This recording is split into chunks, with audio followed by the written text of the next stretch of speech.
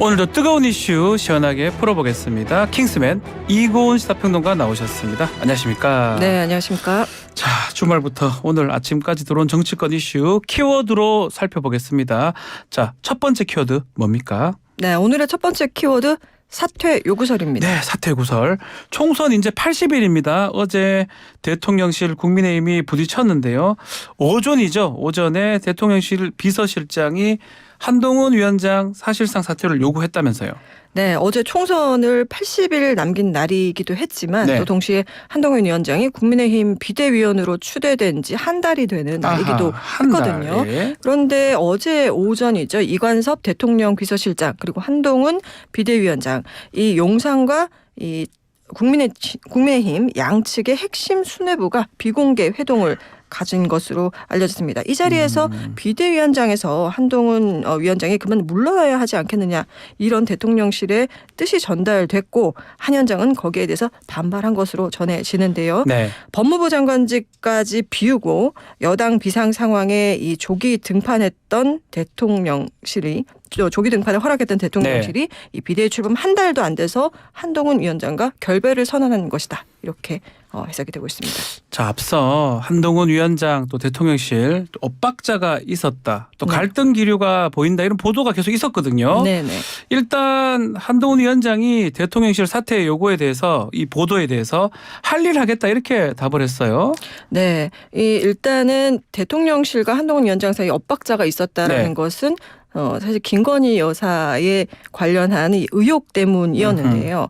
어제 대통령실 관계자와의 자리에서 이 사퇴를 하지는 않겠다는 그런 의사는 없다는 뜻을 전했다고 하고 네. 또 관련해서 나온 언론 보도에 대해서도 입장을 밝혔는데요. 그 알림 공지를 보면 국민을 보고 나선 길 본인은 할 일을 하겠다 이렇게 답변했습니다. 국민 보고 나선 길을 할 일 하겠다 이렇게 얘기를 했는데 또 대통령실이 이 보도 이후에 공식적인 입장도 나왔습니다. 네, 대통령실은 한 위원장의 거취 문제에 대해서는 용산이 관여할 일이 아니다 이렇게 선을 그었는데요. 네. 앞서서 윤 대통령이 한 위원장에 대한 기대와 또 신뢰를 철회한다고 했다 이런 일부 보도도 있었습니다. 네. 근데 이 보도에 대해서도 대통령이 공정하고 투명한 시스템 공천에 대한 윤 대통령의 강한 철학을 표현한 것이다 이렇게 설명하기도 했습니다.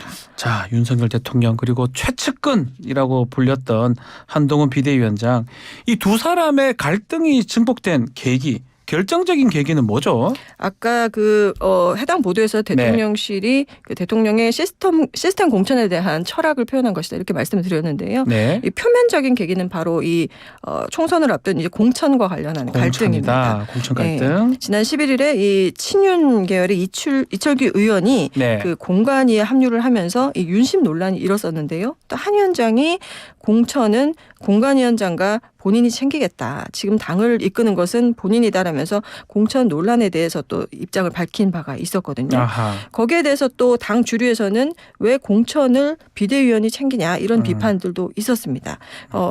그렇기 때문에 이러한 이 갈등들이 대통령실이 그 불편한 심경을 가질 수밖에 없게 만들었던 것 같습니다. 자, 결정적인 거는 한동훈 비대위원장이 김경률 비대위원의 손을 들어준 날, 그날 공천에 대한 비판이 극대화된 거 아니냐 이런 분석도 있습니다. 네, 한동훈 위원장에 의해서 영입된 인물이죠. 이 김경률 비대위원, 이 서울시당 신년 인사위에서 한동훈 위원장이 이 김 비대위원을 사실상 서울 마포을에 공천 계획하겠다는 그런 그렇죠. 계획을 밝혔습니다. 그래서 비대위원장이 공천하느냐, 친한 위원을 전략 공천으로 꼽느냐, 뭐 이런 잡음들이 있었던 것입니다. 자, 마포울이 사실 국민의힘 입장에서는 뭐 좀 험지에 가깝고요.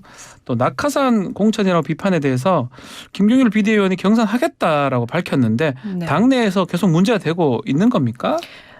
이 문제에 대해서 이제 당정 간의 해석차가 좀 있는 것 같아요. 한 위원장은 이런 전략 공천 방침이 이기기 위한 인재 영입이다. 그런 전략 공천의 일환이다 이렇게 보고 있는 것 같지만 당 주류 측에서는 이런 행보를 이 위원장의 자기 정치다 이렇게 해석하면서 경계를 하고 있는 것 같습니다. 그리고 대통령실은 전략 공천이 필요하다면 특혜처럼 보이지 않도록 원칙과 기준을 세우고 지역 등을 선정해야 할 것이다. 이런 그 원칙적인 입장을 밝히기는 했는데요. 이 사례를 구체적으로 마포울 사례로 집은 건 아니지만 네. 그 당시 시기라든지 이런 것들을 보면은 김경률 비대위원에 대한 공천을 두고 한 발언이었기 때문에 그 이후로도 이 미묘한 당정 간의 긴장감이 계속 이어져 왔습니다. 자, 그렇지만 여권 안팎에서는 김건희 여사 리스크 이게 이번 논란의 결정적 계기가 됐을 거다 이런 관측이 많습니다. 네, 뭐 표면적으로는 공천을 뭐 대통령실에서 언급하기도 했지만 또 이면에는 김건희 여사 의혹에 대한 이 뭐 국민 눈높이 뭐 발언 등 한동훈 네. 위원장의 발언 등 이 당정 간의 온도 차가 생긴 원인을 한 위원장이 제공한 게 아니냐 이런 결국에는 영린을 건드린 게 아니냐 이런 이야기들이 나오는데요. 이 결정적으로 이제 김경률 비대위원을 비롯해서 또 그 이수정 그 경기대 교수 같은 경우 예. 이런 경우도 총선을 앞두고 인재로 영입한 인재들인데 이들이 김건희 여사 명품백 논란에 대해서 사과하고 용서를 구해야 한다. 이런 그 목소리를 내는 데 앞장서고 있거든요. 그래서 대통령실 고위 관계자와 당내 주류 김 여사의 명품 가방 의혹과 관련해서 이 치밀하게 계획된 불법 촬영이라는 입장을 고수하고 있는 중이었기 때문에 네. 더욱더 그 당정 간의 갈등이 증폭되는 계기가 된 것으로 보입니다. 진짜 비대위원들이 이제 이런 말을 하니까 아마 그런 게 좀 싫었지 않았을까 이런 얘기인데 자 그렇지만 대통령실 한동훈 비대위원장을 끌어낼 수 있습니까? 그러게 말입니다. 그렇지만 이제 한동훈 비대위원장은 예. 뭐 여전히 본인이 또 밝혔지만 뭐 일정을 이어가면서 계속 비대위원장으로서의 움직임을 계속 보일 것으로 보입니다. 오늘 네. 오전 비대위 회의 그리고 인재 영입식에도 예정대로 참석할 것으로 보이고요. 또 이 현역 의원 컷오프 관련 여론조사라든지 본격적인 공천 작업에 돌입할 예정이잖아요. 그래서 또 이에 대해서 그 한 위원장 거취 관련 언급은 또 이어지면서 갈등이 계속 이어지지 않을까 싶습니다. 정치가 사실 뭐 감동을 줘야 하는 거잖아요. 네. 그런데 이제 그 부분에서 좀 이미 여권에서 낙제점을 받고 시작하는 게 아닌가 이런 생각이 드는데 이번 총선에 어느 정도 좀 어두운 그림자가 드리워진 상황이 아닌가 싶습니다. 자 이준석 개혁신당 대표는 서로 다른 팀인 척해서 인왕국을 돌파할 수 있다고 생각하는 것 같다라고 본인의 입장을 또 얘기를 했습니다. 좀 자세한 이야기는 다시 또 전달해 드리고요. 자, 두 번째 키워드로 가보겠습니다. 자, 두 번째 키워드 뭡니까? 네, 두 번째 키워드 우리 북한입니다. 우리 북한. 자, 민주당 이재명 대표가 북한의 김정일, 김일성 안에서 우리라는 표현을 써서 저 여권에서 비판하고 또 사과 요구가 쏟아졌는데 언제 이런 발언을 했던 거죠? 네, 지난 19일인데요. 민주당 최고위원회에서 북한의 미사일 도발을 멈추라는 취지로 이재명 대표가 말하는 발언에서 네.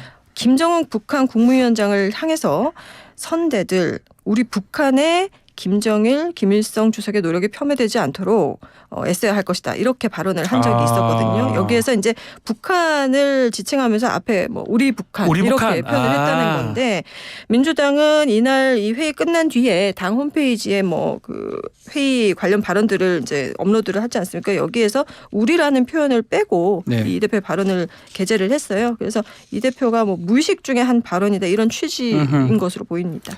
여권하고 서해 유족들 곧바로 비판의 목소리를 냈어요. 네, 국민의힘 소속 정우택 국회 부의장은 북한에 의해 희생된 수많은 호국 영령들의 가슴에 비수를 꽂았다. 또 서해 수호 55용사 전사자 유족회는 이 민주당은 그 호국 영령들에 대한 공식 입장과 현 사태에 대한 재발 방지 대책을 수립해 설명해야 한다 이렇게 반발을 했습니다. 네. 또 여기에 이제 그 이런 흐름에 더해서 오세훈 서울시장 같은 경우는요 유튜브 채널에 본인이 핵무기 필요성을 강조했던 과거의 발언을 소환을 하면서 이 대표와의 그런 어떤 그 다른 모습을 강조하는 본인은 안보를 중시한다는 점을 강조하는 그런 세일즈에 나서기도 했습니다. 그 좀 전에 얘기했지만 민주당의 정청래 의원이 우리라는 표현 자체가 습관이다라고 여당 비판 또 이 보도한 언론 자체를 또 비판을 했네요. 네, 뭐 우리 북한이라는 표현을 보면 또 예전에 이제 2019년이죠. 나경원 당시 그 원내대표가 우리 일본이죠. 우리 일본이라는 일본. 표현을 네. 써서 논란된 적이 있었는데요. 이때를 또 떠올리게 합니다.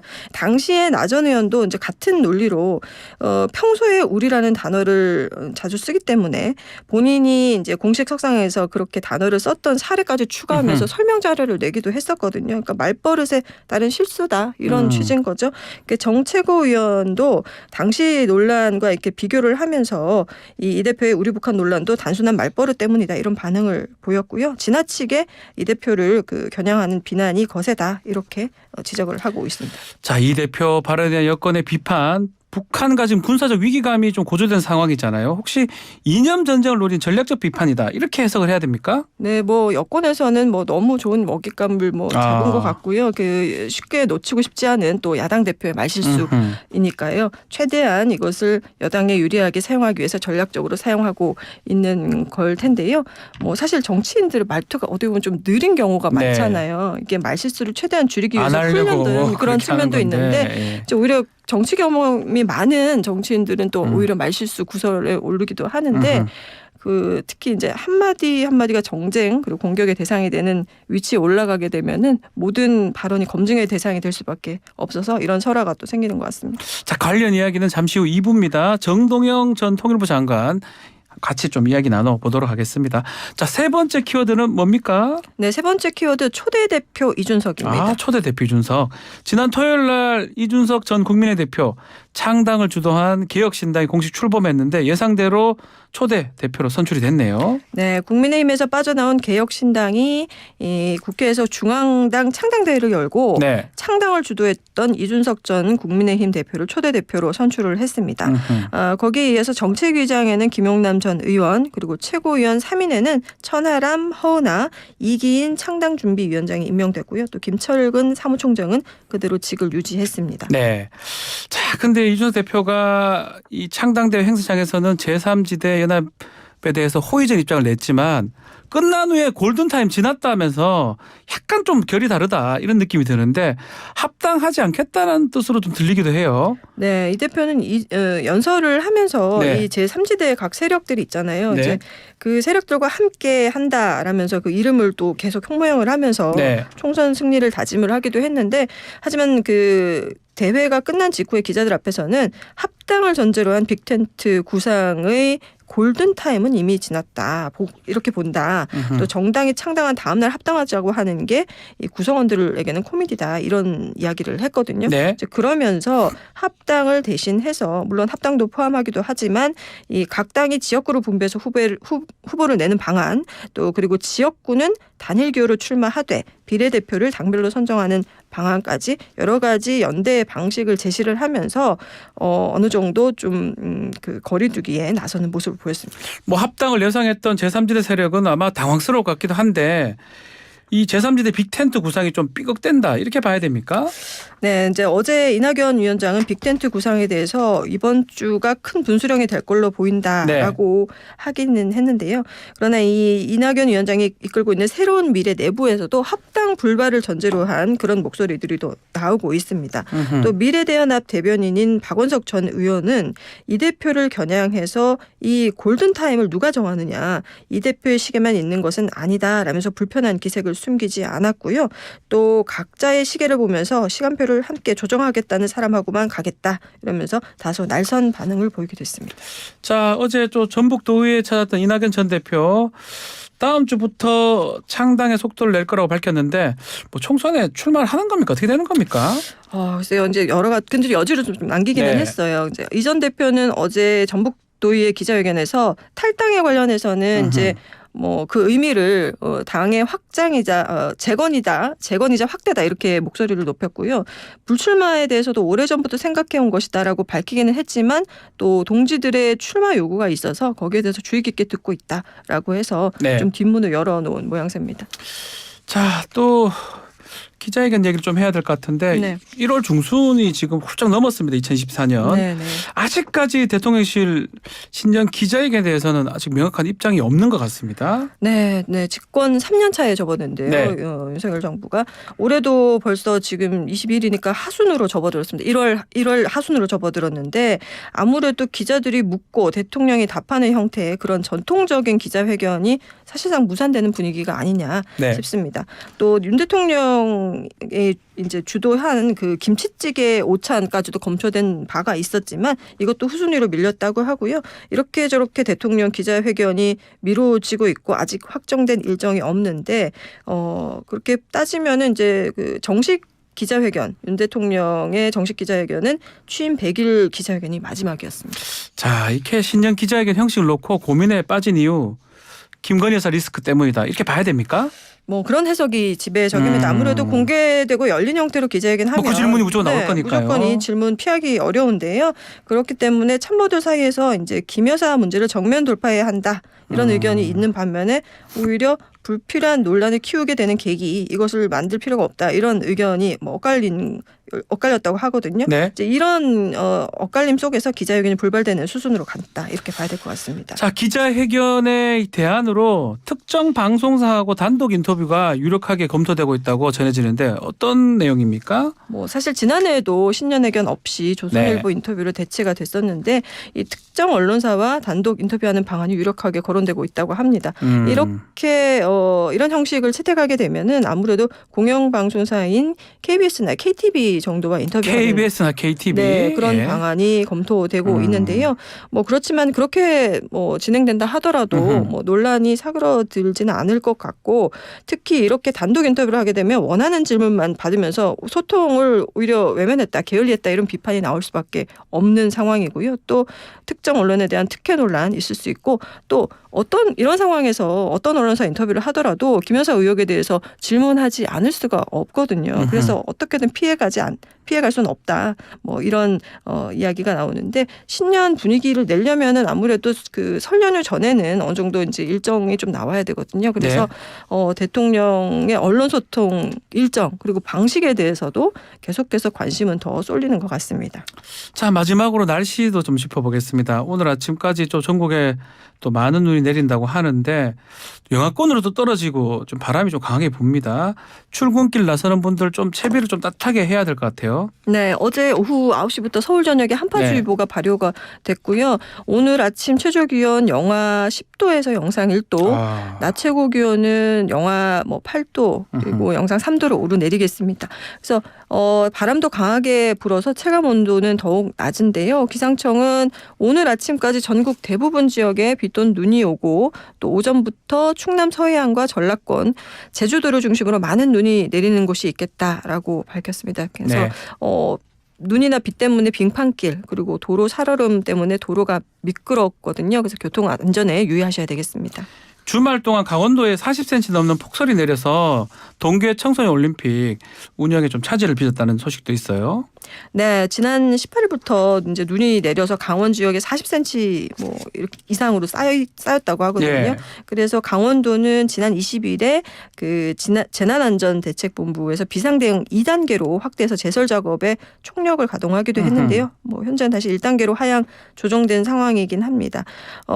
그래서 이제 그 현재 강원도에서 동계 청소년 올림픽이 이루어지고 있잖아요. 네. 그래서 여기에서 이 날씨 때문에 그 쇼트트랙 뭐 최민정 선수라든지 이준서 선수 같은 경우에 뭐 원포인트 레슨 행사 이런 것들이 좀 진행되려고 했었다고 하는데 네. 이게 기상 그리고 현장 상황으로 취소가 됐거든요. 예. 또 야외에서 진행되는 설상 종목 경기가 뭐 연기되거나 또 일부 경기에서는 노쇼가 발생하기도 했다고 합니다. 알겠습니다. 자, 오늘 킹스맨 여기서 마무리하겠습니다. 이고은 평론가 감사합니다. 네, 감사합니다.